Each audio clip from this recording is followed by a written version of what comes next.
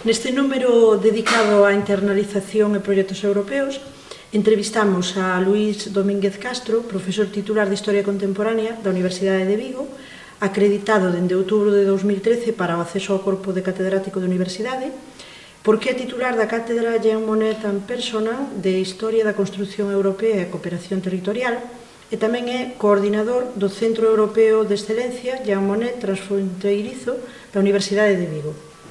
Luís, para empezar, gustaríame que nos explicases en que consiste o programa Jean Monnet, que obxectivos ten e que actividades promove. Bueno, o programa Jean Monnet xustamente está de aniversario este ano, o 30 aniversario, porque foi un programa que naceu a par que o programa Erasmus, en 1989. O obxectivo deste programa en concreto era cofinanciar actividades docentes nas universidades que tiveran que ver co proceso de integración europea, co proceso de construcción europea. Ese, digamos, era o primeiro obxectivo. Co paso dos anos, digamos que esa perspectiva exclusivamente de actividades docentes se foi ampliando e tamén se intentou que, como non pode ser menos nunha universidade, ao lado das actividades docentes houbera tamén actividades de investigación que tiveran que ver cos campos da integración europea.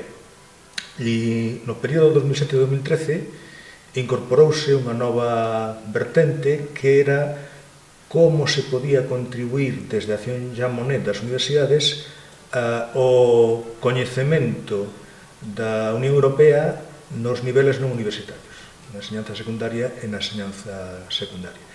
Digamos que eses son os tres grandes obxectivos que persigue o programa de Acción Jean Monnet. Perfecto.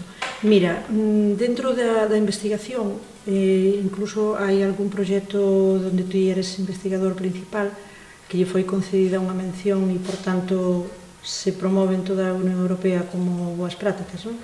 Sí, curiosamente foi justamente dentro deste último ámbito de como poder levar as escolas e os centros de secundaria o coñecemento da Unión Europea e no ano 2013 concederonos un proxecto que se titulaba We Are European Citizens para, bueno, un pouco a idea era elaborar un fotocómic e un videoxogo para primaria e un fotocómic e un videoxogo para secundaria, incidindo naqueles aspectos que temos en común os cidadáns europeos. Bueno, se fixeron eses 4 produtos e terminamos en 2014 e en 2016 a Unión Europea, pois, a través da súa Dirección Xeral de Educación, Cultura e Xuventude, selecciona dentre os proxectos que financiou 3-4 proxectos en toda Europa que considera que son os mellores e tivemos a fortuna de que nese ano consideraron que eses produtos do proxecto tiñan esa condición e nos concederon ese premio de digamos, relatos de éxito, que foi o que nos concederon en 2016. Mira, dentro deste programa, que outras accións se teñen desenvolvido na Universidade de Vigo? Bueno, a Universidade de Vigo, a verdade é que está bastante ben posicionada neste programa, porque desde o seu nacemento fai 30 anos tivemos 2 cátedras ordinarias, unha cátedra ad persona, que é a miña nestes momentos, tivemos financiados 15 módulos, tivemos o Centro de Excelencia en 2 edicións e 3 proxectos, o que acabo de mencionar, outro máis sobre a cultura europea e a contribución a nova narrativa da Unión Europea a partir da cultura, e nestes momentos está activo, que nos acaban de conceder a Universidade de Vigo este ano 2019, un proxecto para analizar o tema da pesca marítima e a sostenibilidade dos océanos e dos mares. Porque a Acción Jean Monnet, digamos, ten en origen tiña 4 grandes áreas de intervención, que eran a economía, o dereito, a ciencia política e a historia. Agora xa se vai abrindo o abano e tamén se están financiando actividades que teñen que ver coa socioloxía, coa cultura, coa literatura, coa comunicación, se abriu un pouco máis o ámbito de accións. Perfecto, moi ben. Mira, outro dos eixos que comentaches estaba relacionado coa promoción dos valores europeos no ámbito non universitario, do que teño constancia de algunha acción que se realizou. Podes nos explicar que actividades se fixeron? Sí, bueno, foi curioso porque concedernos este proxecto sobre a cultura europea e como esa cultura común podía contribuir a facer unha nova narrativa da Unión Europea non estrictamente vinculada coa economía ou coa política. Coincidiu no tempo coa aprobación por parte da Xunta dunha materia de libre configuración que é valores democráticos europeos para a secundaria. Bueno, o que se fixo neste proxecto que acabou o ano pasado, en 2018, foron 10 unidades didácticas integradas en primaria e outras tantas en secundaria que tocan todos os distintos campos da cultura. A ciencia, a literatura, a música,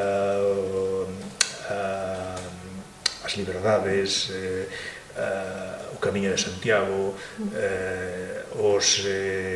a gastronomía, o patrimonio, todo o que é cultura nun sentido moi amplio da palabra, fomos recollendo nesas unidades didácticas que foron elaboradas por profesorado de primaria, profesorado de secundaria e profesorado universitario de forma mancomunada, e tamén elaboramos dous xogos que se chaman Misión Europa, un para primaria e un para secundaria, no que como fío conductor hai un investigador, digamos, un detective que contacta co alumno ou coa alumna para que lle axude a recuperar algúns tesouros do noso patrimonio cultural que están en perigo. Entonces, bueno, pues, unha serie de probas e de xogos de dificultade crecente, pois o alumnado vai incorporándose a coñecer cal é o noso patrimonio cultural común europeo.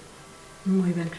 Mira, e agora esas unidades, aparte dos videoxogos e tal, o sea, que fixestes que se pode acceder a eles, esas unidades tamén hai posibilidade de que os profes as teñan a disposición para desenvolvelas? Sí, de feito están no repositorio, o primeiro proxecto do que che falei, o de Somos Cidadanos Europeos, estaba no repositorio da Valar. Creo que agora se chama, ten outro nome o repositorio, pero están, os videoxogos están nese repositorio da Xunta, porque digamos que a Consellería foi colaboradora destes proxectos no sentido de facilitar a difusión posterior dos produtos. Vale, moi ben.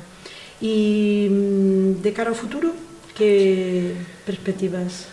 Bueno, o que nos gustaría, aproveitando que o ano que ven se vai a celebrar o 50 aniversario da Declaración Europea de Dereitos Humanos e o 30 aniversario da Carta Europea de Dereitos Fundamentais, queríamos intentar articular unha candidatura, a ver se temos sorte e a financian, porque é complicado, só financian aproximadamente un 18% das candidaturas presentadas, para elaborar materiais que permitiran utilizar nas escolas e nos centros de secundaria